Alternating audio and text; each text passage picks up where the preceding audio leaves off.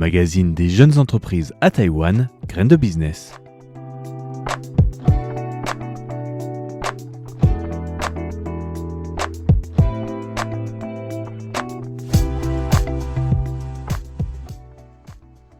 Bonjour à tous et bienvenue dans ce nouvel épisode de Graines de Business, présenté non pas par Valentin Floquet, qui a animé la semaine dernière sa dernière émission pour Radio Taïwan International, mais par Lisa Dufaux. Pendant quelques semaines, je vais vous proposer une petite série d'émissions dans le thème de cette émission, avec un focus particulier sur les petits commerces. Ce sera l'occasion de rencontrer des entrepreneurs qui se sont lancés pour ouvrir leur propre magasin. Et pour débuter cette série, je vous invite à rencontrer Cao Zixiang, qui gère une boulangerie traditionnelle dans le quartier de Xinyi à Taipei, une entreprise familiale créée par son grand-père dans les années 60. C'est mon grand-père paternel et son petit frère qui ont commencé ensemble dans la petite rue en 1966. Ils ont travaillé pendant plus de 50 ans avant de prendre la retraite et de transmettre l'affaire à mon oncle, qui a travaillé avant de prendre sa retraite dans la cinquantaine, car c'était trop dur physiquement. Il fait très chaud quand on travaille près des fours, et il faut rester debout toute la journée. Tout est fait à la main. Mon grand-père était trop triste de voir fermer l'entreprise, alors il est revenu travailler, alors qu'il avait dans les 70 ans. J'ai appris auprès de lui pour reprendre l'affaire, et il a pu de nouveau prendre sa retraite. Il a 91 ans aujourd'hui. L'atelier d'origine se trouve coincé dans une petite rue d'un quartier résidentiel très calme, au pied de la colline et derrière la montagne Xiangshan. Et il est difficile d'imaginer que l'on se trouve à peine plus d'1 kilomètre de la célèbre Tour 101, tout près du centre financier de la capitale taïwanaise. Notre boutique est ici parce que c'est là que mon grand-père a commencé. Au début, il y avait un marché de nuit dans cette rue. Il y a 60 ans, la rue était pleine de personnes vendant de la nourriture. Et il y avait à côté un magasin de proximité vendant toutes sortes de choses. Le quartier ressemblait vraiment à un village. Mais aujourd'hui, les gens nous connaissent, donc ce n'est pas si grave que ça d'être caché dans cette rue.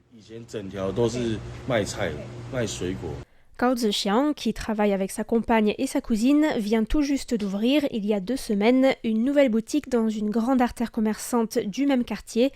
Et la famille n'en est pas à son premier essai. Il y a 10 ans, nous avions, en plus de l'atelier, 2 boutiques. Une dans le quartier de Xinyi, l'autre à Ximenting. Mais pendant le Covid, les gens ne sortaient pas, donc il n'y avait pas assez de clients et pas assez de revenus. J'ai continué à payer le loyer, les charges et les employés pendant 2 ans. Le quartier de Wanhua était fermé pendant une période. On ne pouvait ni sortir ni entrer. Donc on a dû fermer. On s'est rabattu sur l'atelier d'origine pour se reposer pendant 2-3 ans et on a vendu sur Internet. Ça a pas mal marché en faisant de la pub sur Facebook et Line, où nous avons un groupe de plus de 1800 clients. Quand on a de nouveaux produits, on le poste là. Et nous venons d'ouvrir une nouvelle boutique car l'atelier était vraiment trop petit. Il n'y avait pas d'espace pour vendre et il y avait toujours la queue de 17 à 19 heures.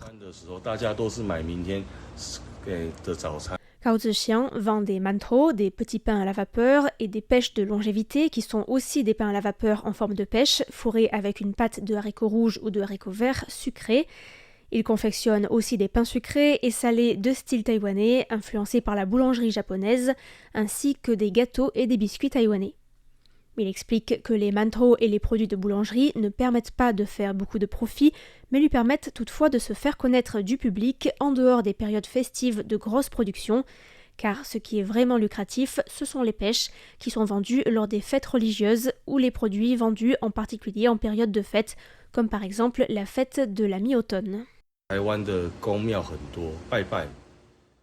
Lorsque les temples organisent des cérémonies, par exemple pour l'anniversaire de leur divinité, ils commandent 2 ou 3 000 pêches, 4 ou 5 000 même. Car la pêche est à Taïwan associée à la longévité et aux anniversaires. Donc pour l'anniversaire de la déesse Mazu par exemple, tous les temples du quartier et même de Taipei commandent en même temps. Donc ce sont des quantités effarantes. Nous livrons jusqu'à Zhongli et même à Taichung. Pendant ces périodes, on travaille sans arrêt et sans dormir pendant 3-4 jours. Il y a beaucoup de boutiques rivales pour tout ce qui est des produits de boulangerie ou des manteaux, mais pour les pêches de longévité, nous sommes seulement 2 dans le quartier. L'autre boutique est située à côté du temple Fengtian. Pour ce qui est du pain et des manteaux, on ne le fait pas vraiment pour gagner de l'argent, car tout est fait à la main. Ça prend beaucoup de temps et le prix de vente est trop faible pour permettre de payer le loyer et les employés. Gao Zixiang tente de se démarquer en préparant sur place les garnitures et en proposant exclusivement des produits végétariens, ce qui est très rare pour les boulangeries traditionnelles taïwanaises. La plupart des magasins achètent des haricots déjà cuits et préparés, mais nous faisons ça nous-mêmes. Et il y a une grosse différence au niveau du goût. C'est moins sucré aussi. Et nous faisons des produits végétariens, avec de la viande végétarienne et sans porc. Et l'absence de viande dans les produits permet à l'entreprise d'exporter facilement par avion en Chine, en Malaisie et à Singapour, et même jusqu'au Canada et aux États-Unis, en envoyant des colis à des clients qui ont connu le magasin lorsqu'ils vivaient à Taïwan. Mis à part les pêches, nos produits phares sont les gâteaux au curry avec de la viande végétarienne à l'intérieur. C'est ce que les Taïwanais aiment beaucoup. Mais aussi les gâteaux de la lune et les gâteaux aux haricots mongo. Beaucoup achètent des gâteaux au curry pour offrir à l'étranger. C'est ce que nous vendons le mieux aux particuliers. Gao Zixiang explique que la marge réalisée par les boulangeries traditionnelles est très faible à Taïwan, ce qui rend le travail très intense et peu rémunérateur. Lorsque les gens achètent des pains ou des manteaux, ils en achètent en général 1 ou 2. Mais la marge sur ces produits est de 2 ou 5 dollars seulement. C'est trop faible. Pour les pêches, en revanche, lorsqu'on additionne 4 ou 5 000 pièces en une fois, on gagne vraiment. Une personne peut en produire 500 par jour maximum. Donc il faut au moins 4 personnes pour en faire 2000 par jour. La fête de la mi-automne est celle où on gagne de plus d'argent, grâce à la vente des gâteaux de la lune et des gâteaux aux haricots verts, mais aussi des gâteaux à l'ananas. Car à cette période, les gens achètent des boîtes entières pour offrir. Si quelqu'un achète 10 boîtes, ça fait 10 fois 12 gâteaux, 120 gâteaux au total. Alors, quand il y a une queue entière dehors et que chaque personne veut acheter 10 boîtes, je peux vous dire que ça fait peur. Là, c'est sûr qu'on gagne beaucoup. Mais pas parce que la marge est importante, plutôt parce que ce sont de grandes quantités. Résultat, le patron et ses associés doivent travailler de longues heures et ont des nuits particulièrement courtes. La boutique ouvre à 10 h du matin et l'atelier à 11 h. Mais à l'atelier, on commence à 3 h du matin, car il faut cuire les produits avant de pouvoir les vendre. Il faut vraiment beaucoup de main-d'œuvre pour faire et vendre. À la boutique, on emploie plus de 10 personnes. Le plus dur dans ce travail, c'est qu'on n'a jamais fini de travailler et qu'on n'arrive pas à produire assez. On ne dort tout simplement pas assez. Les employés peuvent finir leur journée et rentrer chez eux, mais nous, non. Donc à 11 h, minuit, quand vous passez devant l'atelier, nous sommes les seuls à rester travailler pour préparer les commandes du lendemain. Mais nous avons 4 employés à l'atelier. C'est pour ça que mon oncle a pris sa retraite dans la cinquantaine. Car dans ce commerce, on travaille tout le temps, on dort peu et on n'a pas le temps de passer du temps avec sa famille.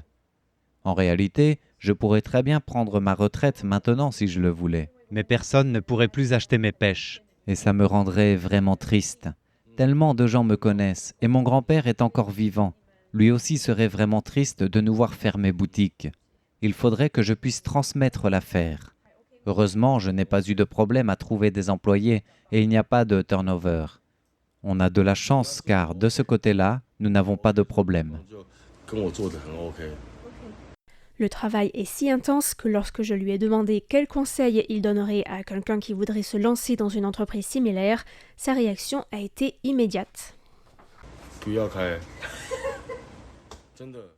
Il ne faut pas ouvrir. Le loyer est trop cher à Taïwan et le secteur de la boulangerie est vraiment injuste. Je vous donne un exemple. Une boisson peut se vendre 70 $, que ce soit un thé aux fruits ou un bubble tea. Les gens acceptent de payer 70 $ pour une boisson, mais pas pour un produit de boulangerie. Il y a 10 ans, à Taïwan, les boissons qui se vendent 70 $ aujourd'hui se vendaient à 20 $, alors que le prix de revient aujourd'hui est de 20, 30 $. Les coûts de fabrication ont beaucoup augmenté, et pour nous aussi, mais les prix du marché pour nos produits ont très peu augmenté. Ce n'est pas juste.